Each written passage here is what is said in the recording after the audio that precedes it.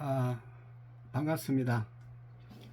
그, 유튜브 할 때 목소리가 잘 안 나와가지고 좀 목소리 참이 듣기 불편하다는 그런 소리를 많이 하더라고. 근데 나도 뭐 목소리 더 크게 하려니까 그렇고 또 이게 뭐 음량 장치를 해서 해야 되는 건지 뭐 그러니까 목소리 한번 좀 크게 해볼게요. 조금 당겼는데 뭐 목소리가 잘 나올지는 모르겠습니다.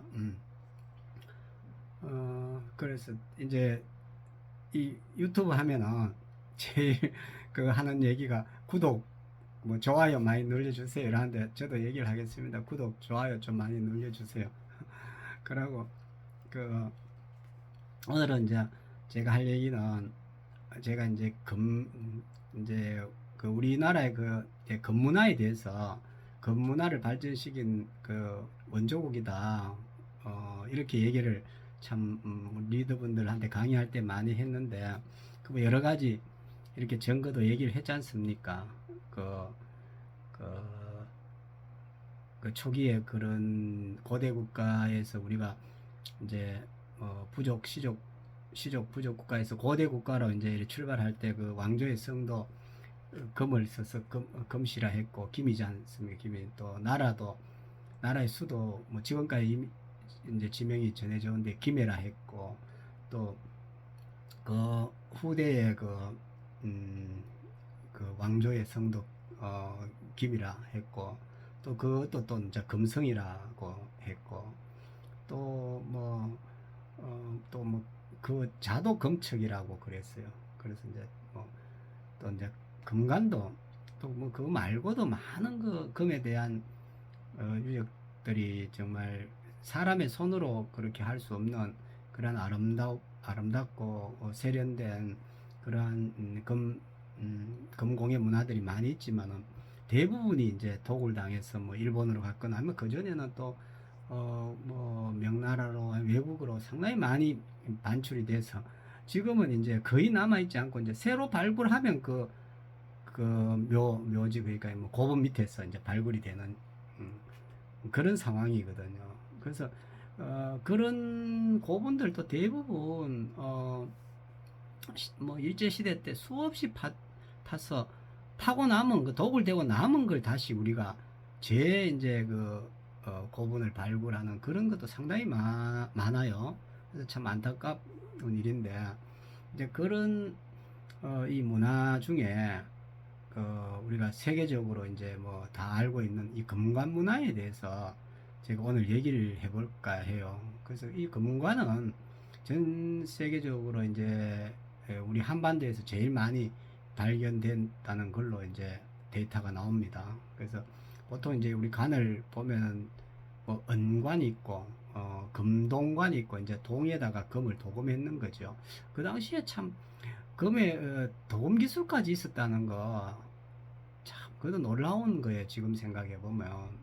금은 순수한 금으로서 이렇게 나올 수가 있지만, 그걸 다시 녹여가지고, 동에다가 이렇게 그 도금하는, 뭐, 그런, 뭐, 기술을 가졌다는 것도 상당히 놀라운 거거든요. 합금 기술을.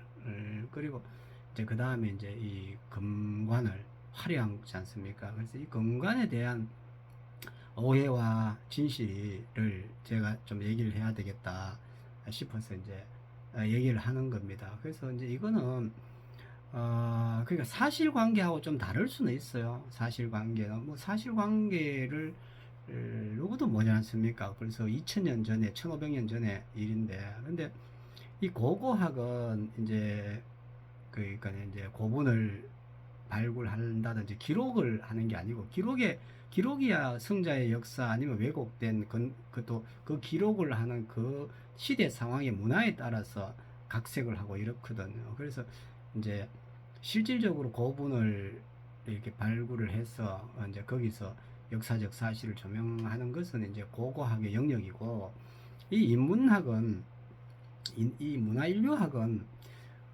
사실만의 관계를 따지는 건 아닌 것 같아요. 그러니까 이제 있는 역사적 사실에다가 그러니까 인문학적 그런 상상력을 넣고 그걸 그 시대 상황에 따라서 문화가 발전할 수 있는 그런 동력으로 삼기 위해서 이제 그것을 미화하고 또 아름답게 그렇게 이제 뭐 이렇게 뭐라집니까? 네, 각색이라면 좀 하지만은 포장 그러니까 문화인류학적 관점에서 그 시대 문화를 발전시키기 위해서 이제 많은 인문학적 상상력이죠. 상상력을 발휘해서 이제 이렇게 역사를 평가를 하지 않습니까? 그래서 이제 오래된 역사는 보통 이제 신화가 되는 거거든요. 그러니까 오래된 역사가 신화가 되는 이유는 이제 그 시대의 문화적 그 문화인문학적인 그런 인류의 상상력이거든요. 그래서 이제 그것이 또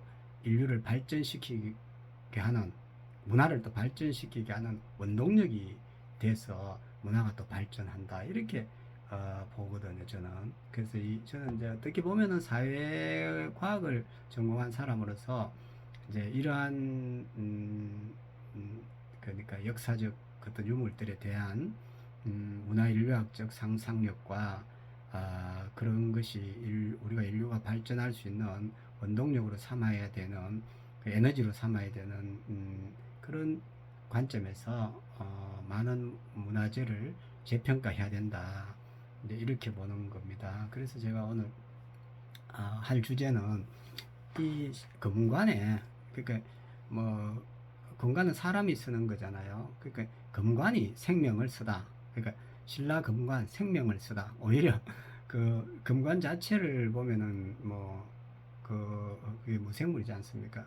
거기에 금관이 오히려 생명을 쓰다 하는 주제로 제가 이제 얘기를 하고자 해요. 그래서 이제 이 금관은 얼마나 아름다워요. 그러니까 금관이 뭐 600년쯤, 500년에서 600년쯤, 5세기, 6세기, 7세기, 7세기까지는 오는지 모르겠다만, 이렇게 이제 많이 역사학자들은 그 시대에 이제, 그 시대적 산물이다. 그리고 그게 이제, 600년 이후 660년 뭐 신라 통일을 하고 난 뒤에는 그게 이제 사라져요. 금관이. 그래서 이제 그 전에 주로, 많이 발견이 되는데, 거기 보면은 아주 아름다운 그런 이제 고곡 그러니까 고곡 이렇게 생명을 표시하는 동고를 이제 고곡이라 해서 이제 그 태아처럼 생긴 거 옥을 이렇게 깎았는데 그런 거 보면은 그게 이제 태아하고 비슷하거든요. 그러니까 그게 꼭 사람만 아니고 모든 생명체의 태아는 뭐 올챙이도 그렇게 비슷하게 생겼어요. 촉이 다. 뭐 다른 뭐 곤충들도 그렇게 이제 생명 뭐 아니 식물들도 그렇게 생겼어요. 콩도 이렇게 해가지고 나오는데 뭐 그래서 그거는 꼭 사람만 그런 거 아니고 모든 생명은 그 태아의 때 이제 그렇게 비슷하게 생겼다가 이렇게 탁 발전을 하는 건데 이제 그런 거 그리고 이제 뭐 개수나무인지 아니면은 뭐 무슨 나무인지 이렇게 해가지고 아주 생명을 상징하는 나무 그리고 이제 그 뭐죠 사슴의 뿔 같은 거 뭐 사슴 뭐 사슴을 경외했다 뭐 이렇게 자꾸 표현하듯 뭐 그런 거 그 자연을 말하는 거죠 짐승 뭐 이제 나무 그리고 이제 고고 거기다가 아주 얇게 이제 또 금을 또 해서 이렇게 찰랑찰랑 소리가 나도록 그렇게 하고 또 이제 거기다가 앞에는 이제 이렇게 산 그래서 그걸 이제 출자라고 얘기를 하는데 뭐 출자라고 볼 수 있는데 출자하려고 하면 두 개를 해야지 왜 세 개를 해요. 예, 출자라고 굳이 쓰려고 마음을 먹었다면은 조상들이 두 개를 하지 왜 굳이 세 개를 하냐 이거죠. 근데 이렇게 세 개가 이렇게 산 모양으로 이렇게 앞에 딱 이렇게 놨단 말이야 세 개가. 그러니까 이게 삼신사상을 나타내는 거다 저는 그렇게 보거든요. 그래서 이게 이제 초기에는 돼요. 세 개도 없어요. 사실은 이제 그 전에는 나무와 사슴의 이제 그런 것이 먼저 나오고 그리고 이제 그 다음에 이제 세 개 나오고 그 다음 게 이제 이게 네 개가 나와요. 이게 네 개가 나와요. 산 모양이 이렇게 세 개짜리와 네 개짜리 또 틀려요. 근데 그게 시대적 산물에 대해서 조금 다른 이미지로 접근을 해야 된다는 뜻이거든요. 그냥 세 개짜리하고 네 개짜리를 구별을 했을 때는 이유가 있었을 거 아닙니까? 우리 조상들이. 그래서 이제 저는 이제 이걸 이제 보통 사람들이 왕이 있었다, 뭐 어느 왕이냐 이렇게 많이 얘기를 하는데 그게 또 작아요. 사람이 잘 안 들어갑니다. 이렇게 작은 건 아주 작다고 제가 직접 다 뭐 그것이 이제 꼭 신라에서만 발견된 게 아니고 뭐 경산에서도 발견되고 저 창녕에서 각 그 가야 소국에서 다 발견돼요. 옛날 거 이렇게 작아요. 이렇게 좀 그때는 신라건강만큼 화려하진 않은데 이렇게 작아요. 그래서 아 이게 뭐 어느 왕자가 죽은 거 아니냐, 뭐 어느 공주가 죽은 거 아니냐, 그때 얼마나 그 왕이 그 공주나 그 왕자의 죽음을 안타깝게 생각해서 이 금관을 넣었겠느냐 하고 이제 스토리텔링도 많이 하는 것 같아요. 근데 저는 이제 그렇게 보지는 않아요. 여러 가지 그 역사적 사실이나 그런 걸 볼 때. 근데 그거 뭐냐면은 우리가 이제 재정일치 사회라고 그러고 이제 보통 이제 제사장, 그러니까 천관녀라, 제사장을 여자가 지내면 그건 천관녀라 하거든요. 하늘을 관찰하고 하늘에다가 기륭 화복 이제 빌고 또 뭐 천문도 보고 또 이제 기우제도 지내고 또 국태안민 해서 이제 나라의 안녕도 빌고 이런 것들 이제 주로 이제 제사장이 지내는데 그걸 주로 이제 천관녀라는 그러니까 하늘을 보는 이제 그런 제사장을 이제 그걸 쓰는 거예요. 초기에. 왜 제사장이 재정일치 사회 전에는 제사장이 그 왕권보다도 더 강했다는 거거든요. 그리고 실제로 이제 우리가 역사에서 신라 시대, 통일 신라 시대 이전에 공주의 역할이 뭐 이렇게 잘 안 보이는데 사실은 우리가 이렇지 않습니까? 적통은 이제 왕권을 이어받죠. 적통의 왕자는 왕권을 이어받다는 거니까. 그러니까 그게 이제 성골 왕통이로 있는 거죠. 그러면 적통의 그 적통의 공주는 뭐냐? 그러니까 적통이 아니고 이제 사촌이라든지 뭐 배다른 공주라든지 이런 사람들은 왕과 결혼을 하지 않습니까? 주로 왕비가 되잖아요. 나중에 왕후가 되고. 그런데 이제 적통의 그 공주는 이제 그 누가 결혼하지 하는 역사사에 잘 나타나잖아요. 그 여자가 뭐 어떤 역할을 하느냐 하면은 대원 신통이라 해서 이제 제사장의 역할을 맡는 경우거든요. 이렇게 신라 역사 전에. 그러면은 그 대원 신통의 제사장은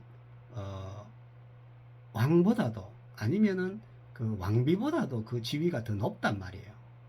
그것이 이제 왕건 사회로 넘어오면서는 왕이 더 강한 지배력을 갖지만은 그 전에는 사실은 그게 왕후나 왕비나 왕권보다도 능가하는 그런 신권을 가졌단 말이에요. 그래서 이제 그걸 이제 재정질치 사회에 넘어오기 전에 이제 보통 우리가 뭐 지금 뭐 김유신 장군과 청관녀의 사랑처럼 그런 비용들을 쓰지만 사실 그 청관녀라는 것으로 대별될 수 있는데 그래서 그 역할을 하는 사람을 우리가 역사에서 이렇게 지금도 남아 있는데 아버지 동생이나 누님 보고 우리가 고모라 하지 않습니까? 고모. 그러니까 고모 그러면은 그게 엄마보다도 얼마나 높은 지위의 말처럼 들려요. 뭐 시어머니고 옛고를 뭐 이래 쓴다고 지금 뭐 한문을 차용해서 그런 고는 아니다 이렇게 말할 수 있는데 그래도 말 자체에 해서 고모 그러면은 그게 뭐보다도 훨씬 더 권위가 있는 말로 지금 남아 있잖아요. 이제 그런 것들이 이제 신라 왕족 사회에서 이제 제사장을 지내고 그걸 이제 역할을 맡고 왕은 이제 수도에서 이제 정치를 하고 이제 고모죠. 고모는 제사장으로서 뭐 산천을 돌아다니면서 이제 그 왕가의 안전과 그 나라의 안전과 이런 걸 이제 산천에다가 기도하면서 빌고 이제 이렇게 오고 천문도 보고 이렇게 하잖아요. 그래서 그런 것을 가려면 호위 세력이 있어야 되니까 그 호위 세력을 초기에 이제 여성 무예를 잘하는 여성들로 해서 구성을 해서 이제 그걸 이제 호위를 하게 한단 말입니다. 그게 이제 원하의 시초거든요. 이렇게 해서 이제 이제 왕관이 금관이 이렇게 작단 말이에요. 여자니까 이제 이렇게 되다가 이제 신라 이제 하대 나이죠. 이제 그게 이제 마지막으로 이어받은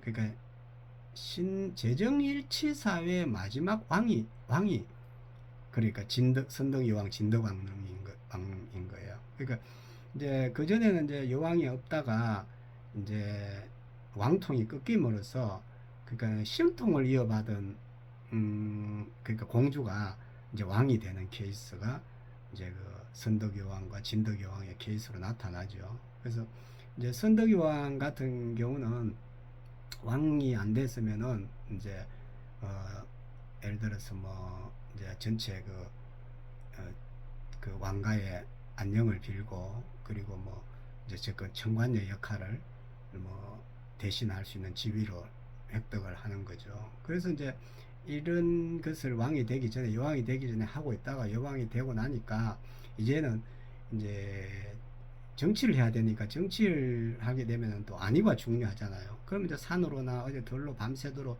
기도하러 못 다닌다고요. 천문을 보러.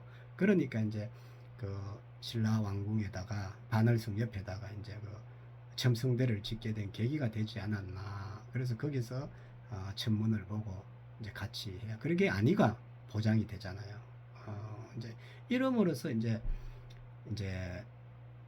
이 그 이제 이분이 썼는 이제 왕관까지가 이제 주로 이제 3개짜리로 지금 나타나는 경우고 그러면 이제 그 다음에 4개짜리로 나타날 때는 이게 이제 통일신라 시대로 해서 이제 완전히 무너지고 이제 왕권이 강화되거든요. 이제 김춘추 계열의 왕이 들어옴으로써 그 전에도 물론 조금씩 강화를 시켜왔지만은 이제 그러면서 이게 완전히 이제 왕권 시대로 접어들면서 이제 왕도 이거 적어도 썼는데 나도 한번 써보자 하면서 이제 뭐 한 개 더 달아가지고 썼을 거 아니에요. 쓰지만은 그거는 이제 불교 문화 전에 그러니까 이제 우리가 말하는 토속 신앙의 이제 관습이잖아요. 그러니까 청관녀의 관습이잖아요. 그걸 끊어야 될 거 아닙니까? 그거를 이제 불교 이제 신문왕 이제 태종무열왕 이제 그 전에 이제는 주로 이제 뭐 거의 다 싸우는 거죠. 거의 다 이제 한데 이제 이게 이제 삼국전쟁 통일전쟁이 일어나면서 뭐 거의 뭐 수십 년 동안은 싸우니까 이제 이 원화가 이제 다시 화랑으로 그러니까 싸우면은 남자 그런 그거로 이제 개편을 돼야 된단 말이에요. 그래서 이제 원하는 원화대로 그 당시 좀 존재를 했을 거고 이제 화랑이라는 그 남자 집단을 만들어서 이제 이렇게 해서 이제 적극적으로 삼국전쟁에 통일전쟁에 대비하는 그런 군사력으로 양성이 되는 것으로 넘어오거든요. 그리고 그런 과정에서 이제 이 뭐라죠? 이 왕관도 이제 다시 이제 무녀가 썼는 무녀라고 해서 그냥 청관녀라고 그런 표현이 맞을 것 같아요. 공주가 이걸 작게 쓰는 거를 다시 이제 왕은 또 크게 만들어가 자기도 폼 좀 지겨야 되니까 지기고 그 다음에 이게 이제 통일을 되고 난 뒤에 이제 이게 이제 완전히 이제 그 불교 사회 불교를 국시로 하면서 이제 완전히 불교를 이제 왕권 강화의 수단으로 하면서 많은 절을 짓지 않습니까? 그 경주 중에 많은 절을 뭐 짓는 과정에서 이제 이 문화가 완전히 없어지는 것으로 이제 이렇게 정착이 이제 돼서 이제 그 후대에는 왕관이 없어지는 거 아니냐 이렇게 저는 이 스토리텔링으로 왕관에다가 그 금관에다가 생명을 씌우다 하는 것으로 제가 얘기를 하고 싶은데 저는 이제 이러한 제 생각이 맞느냐 안 맞느냐 싶어서 많은 그 역사적 그 사실들을 현장에서 내 나름대로 검증을 한 거예요. 그런데 이제 여기서 가장 제가 발견한 것이 이 마지막 그 청관녀 그러니까 실제로 이제 김유신과 청관녀의 사랑 이야기가 있지 않습니까? 수라로. 그런데 김유신이 청관녀를 배신한 걸로 돼 있잖아요. 근데 사실은 마지막 청관녀가 사실 김유신의 둘째 부인이거든요. 마지막 청관녀가. 근데 그게 참 아이러니하지 않습니까? 그게 후대에서는 이제 그걸 이제 김유신이 이제 어쨌든 그 전대에 그런 문화를 끊고 사실은 그 화백회의라는 그런 민주주의적 절차를 무력으로 진압하고 김유신이 그 김춘추를 왕으로 이제 옹립을 하는 거거든요. 사실 구데타잖아요, 그거도. 근데 이제 거기에는 이제 토착 세력으로서의 막강한 그 김유신의 군사력이 있었고 그걸 이제 그 김춘추는 활용을 해서 왕이 됐는데 실제로 그 당시는 김유신의 권세만큼 그 김씨 집안이죠. 그러니까 김춘추의 가문이 역사는 뭐 그게 왕인 것처럼 그렇게 표현하지만 그 비교도 안 됐어요. 그러니까 김춘추가 예, 세력이 김유신의 세력에 비하면은 뭐 10분의 1밖에 안 됐어요. 왕이라 하더라도 제가 볼 때는 그거는 어떻게 역사적 사실로서 증명이 되냐 하면은 김춘추는 정말 그 선조 때 그 자기 할아버지 저 위에부터 사장군들이 잤지 않습니까? 그리고 신라 변방을 지키는 그 자기 장수들이 전부 다 사촌 형님 뭐 삼촌 자기들 사촌 또 자기들 형제 전부 다 그 신라 변방을 지키는 전부 다 그 군대 집단의 수장들이었거든요. 그렇잖아요. 근데 그거 하나만 증명되는 게 아니고 자기 여동생을 그 김춘추의 그 아내로 삼았잖아요. 그 왕이 자기의 매제입니다. 그러니까 손아래 동서자, 손아래 뭐 매제잖아요. 손아래 처남이잖아요. 그리고 그것만 해도 그 두 가지 사실도 얼마나 그 위세가 대단했다는 걸 보여주는데 그 말고 더 위세가 대단한 것은 음? 그러면 됐을 건데 그래도 불안해가지고 그 김춘추의 둘째 부인이 그 자기 여동생하고 그 자기 그 매제하고 나온 김춘추하고 문혜하고 나온 그 딸의 그 문무왕의 여동생을 또 후처로 예, 그 김유신의 60의 후처로 또 들어가지 않습니까? 그 왜 들어갔겠어요? 그거는 김유신을 제어하기 위해서 이제 들어간 거거든요. 김유신의 권력이 왕권을 넘어보지 못하도록 그렇게 달래는 거죠. 달랜다고 보기는 하지만 어쨌든 뭐 이렇게 저렇게 참 조카까지 시집 보내가 엮어 놓는 거예요. 그럼 그만 봐도 왕의 위세보다 김유신의 위세가 훨씬 더 강했다 이런 걸 볼 수 있는 거 아닙니까? 그래서 그 김유신의 둘째 부인이 들어옴으로써 첫째 부인의 존재는 역사에서 사라지거든요. 그래서 김유신이 아들 5, 6인가 딸도 뭐 4명인가 5명인가 이래 있는데 그 역사는 거의 기록을 안 하거든요. 그 중에 이제 뭐 원술랑도 있고 이런데 이제 그 원술랑이라든지 이런 그 아들들을 전부 다 둘째 부인이 낳은 걸로 이렇게 역사는 기록을 해놨습니다. 그 60에 장가가 가지고 10명 어떻게 놓습니까? 그렇지만 역사는 그런 걸 얘기를 안 한다니까요. 그래서 그 둘째 부인이 사실은 마지막 청관녀예요. 그 둘째 부인이. 예.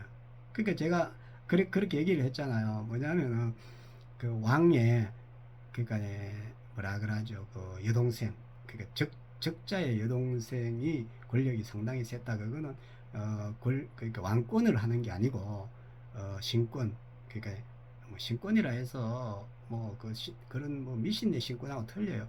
모든 제사장 그러니까 국가에서 행하는 모든 제사의 수장이라는 거예요. 예, 그러니까 북태민한 무슨 우리가 말하는 뭐 현충일날 제일 뭐 잘하는 그리고 이제 어떤 국가의 큰 행사가 있을 때 고해야 될 거 아니야 하늘에 그런 그러니까 행사의 총수장입니다 수장 무슨 뭐 단순히 뭐 점 보는 게 아니고 그러니까 모든 국가의 대사를 결정할 때 하늘의 운세를 봐서 결정을 하는 그러한 그리고 왕이 마지막으로 결정을 할 때 어드바이스를 구하는 그런 위치에 있는 이제 그게 고모라는 위치거든요. 그 막강한 위치죠. 그걸 누가 했느냐? 김유신의 둘째 부인이 했다는 겁니다. 그래서 이제 그걸 함으로써 이제 왕권 강화에 그러니까 토착 세력의 발호를 막고 왕권 강화에 지대한 역할을 그 고모가 하게 되는 거예요. 그 고모가 바로 김유신의 둘째 부인이거든요. 그래서 이제 그걸 함으로써 이제 김유신이 죽고 김유신의 후손들이라든지 토착 세력을 제어하는데 그, 김춘추의 딸이 그러니까 문무왕의 여동생이죠. 그 막강한 역할을 함으로써 이제 나중에 죽게 되거든요. 그 죽게 됐을 때는 이제 그게 이제 신라가 이제 이제 청관료 그러니까 이제 재정일치 사회에서 이제 왕권 사회로 넘어오는 그 계기점에 있는 거거든요. 그래서 그 계기점에 있음으로써 그 위세가 김유신의 위세만큼 대단했을 거 아니에요. 그 위세가 고모의 위세가. 그래서 이제 김유신이 죽었을 때 이제 아주 대단하게 하거든요. 그리고 이제 그 다음에 이제 그 여자 김유신의 부인 둘째 부인 청관녀죠. 그래서 죽었을 때도 대단했을 거 아니에요. 그래서 이제 그게 이제 신문왕으로 볼 때는 고모거든요. 자기 고모. 그리고 그 밑에 효서왕, 성덕왕, 그 효성왕, 경덕왕 이런 거로 봤을 때 왕고모고 왕할머니 고모예요. 그러니까 왕고모의 왕할머니 고모예요. 예. 그러니까 그 위세라는 것은 대단했다고 보여지거든요.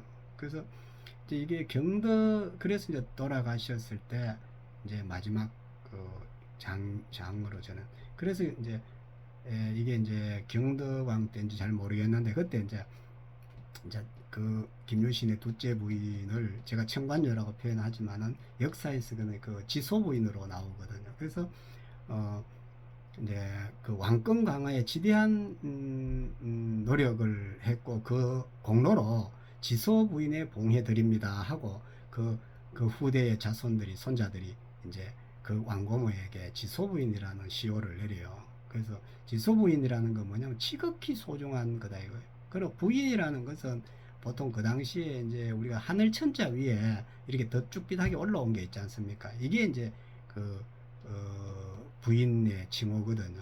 그러니까 요즘처럼 뭐 지합이 부목을 할 때 붙자나 부복을 할 때 그 여자세에 서는 그런 부가 아니고 그 지합이 붙자 그러니까 하늘천 위에 그냥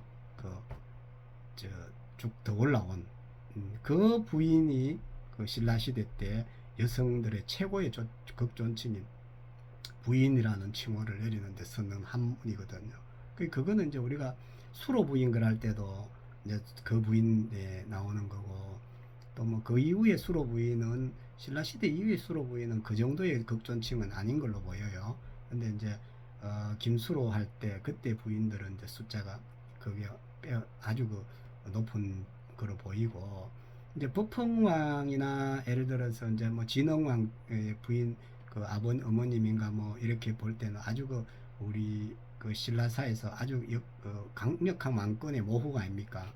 그 모후가 아마 또 지소부인이라는 한문은 좀 잘나요. 근데 그거는 역사에서 구별하기 위해서 다르게 썼을 거고 사람의 이름이라기보다는 어떤 직책에 가까운 그 용어지 않냐. 그거는 이제 지극히 소중한 부인이다. 그러니까 하늘보다 더 높은 그러한 부인이다는 칭호로 해서 이제 지소라는 이제 뒤에 부인을 칭호를 하면서 부인은 아무나 왕보다도 더 강한 그런 칭호의 왕이야 뭐 수십 명 있잖아요. 56명이 왕의 칭호를 받았지만 지소라는 부인이라는 칭호를 받았는 거는 사실은 역사에서 한 두세 명밖에 기록이 안 되거든요.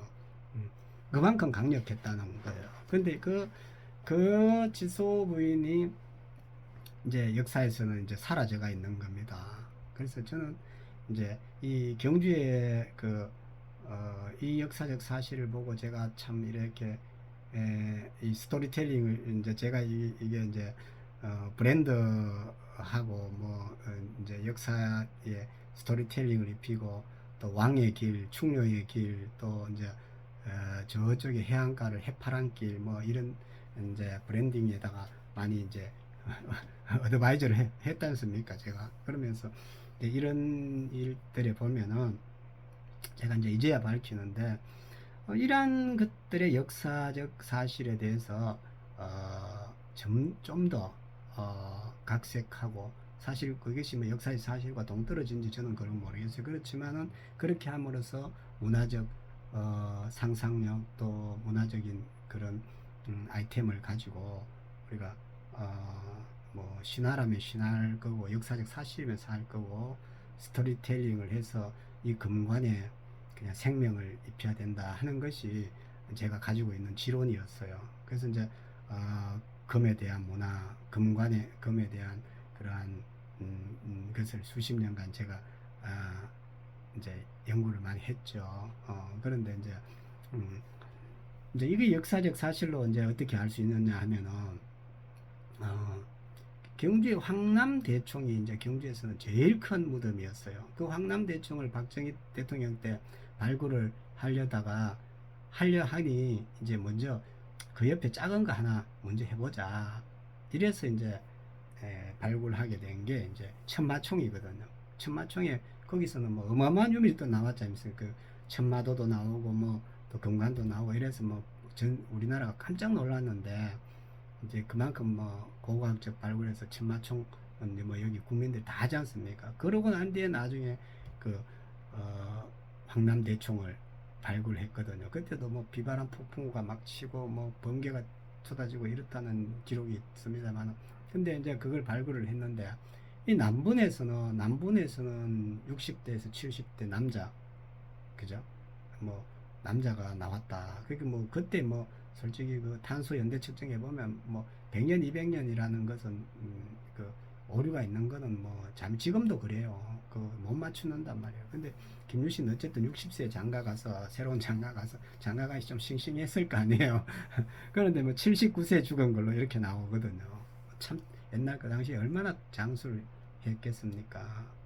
그런데 그런 무장의 그, 네, 거기서 그 얼마나 이제까지 발굴 역사에 유물이 제일 많이 나온 거예요. 거기서. 그런데도 거기서 뭐가 하냐, 금관이 안 나오고 은관이 나왔다면 은관.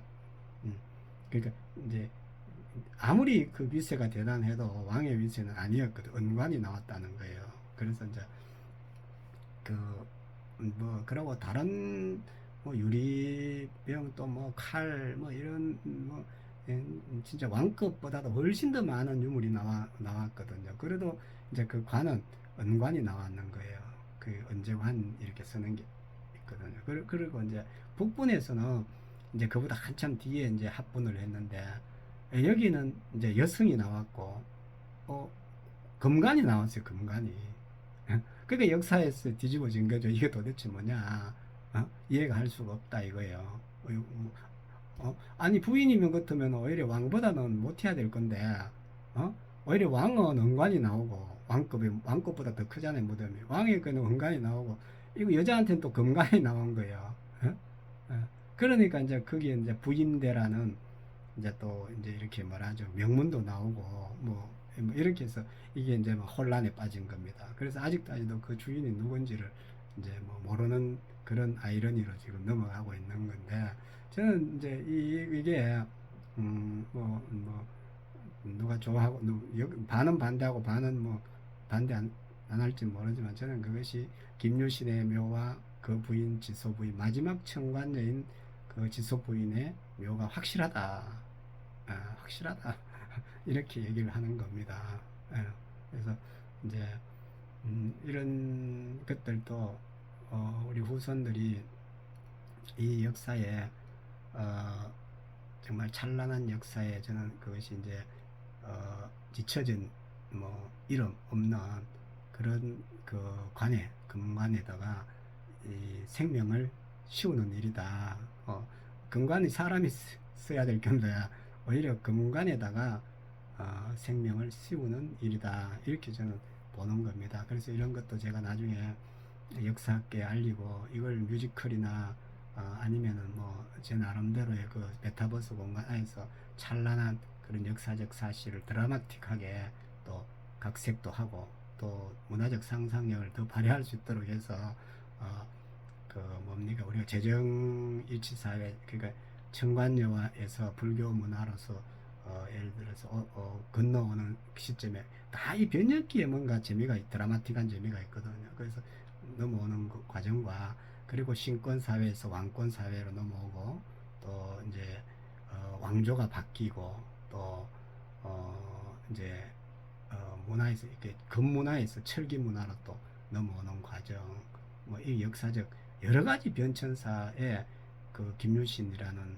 그 시대의 명장은 한 획을 끊는 거예요. 그러니까 이제 이렇게 고려 시대 때 뭐 이제 이 고려말 또 뭐 신라말 이 다 역사에서는 좀 이제 그 핵이 그지 않습니까? 신라 통일로 이렇게 봐서 그렇지 사실은 그 전의 시대와 통일 시대 넘어오는 과정에서 김유신이라는 인물은 한 시대의 획을 끊는 터닝 포인트가 되는 그런 인물이다 이렇게 저는 평가를 합니다. 그 역사적 뭐 공과를 떠나서 한 시대에는 역사적인 획을 끊고 새로운 시대를 연 사람이다.